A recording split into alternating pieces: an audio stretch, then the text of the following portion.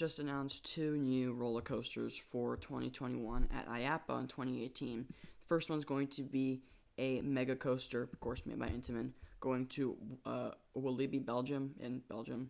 It's going to have a maximum height of 150 feet, an 80-degree twisted drop that maxes out at about 70 miles per hour. It's going to have a ride length of 3,800 feet, which gives you a ride duration of about 90 seconds. There's two trains, each with 24 people, using the new generation Intamin restraints on Hyperion, Terran, and Red Force, and all sorts of other coasters. It's going to be the tallest roller coaster in France and Belgium. It's going to have the most airtime moments on a mega coaster, which is 15. It's going to have multiple different types of airtime, including ejector, floater, and then weightlessness. It's also going to have a new element called the wall stall. It's basically just a wave turn. There's also going to be a banked double down, which is just basically a trick track double up without the outward banks. So it's definitely looking like a good coaster, and a lot of people are claiming this could become one of the best in Europe. The other is going to Park Asterix in France in 2021. It's going to have 3,000 feet of track, about.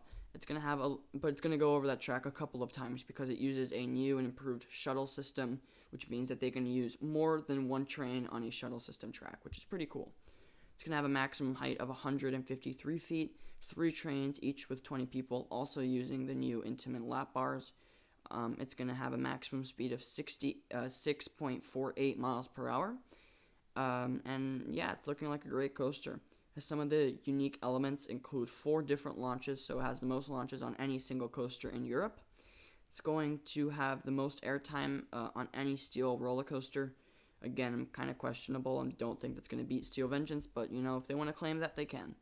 It's going to have forwards, backwards, and then a couple of weird inversions that look really cool in my opinion. It's also going to have a drop of 101 degrees. If I had to compare this to any coaster, I would think that this is kind of like a blend between Maverick at Cedar Point and Flying with Dragon in China. It's kind of a blend between the two because it has some really big elements but also some really small bank turns. And it's like Flying with Dragon in that it has that cool shuttle system. So it's definitely looking like a really fun attraction. Well, that wraps up my thoughts on these two Intamin roller coasters announced for the future. Be sure to subscribe for more content like this. I'll catch you all next time.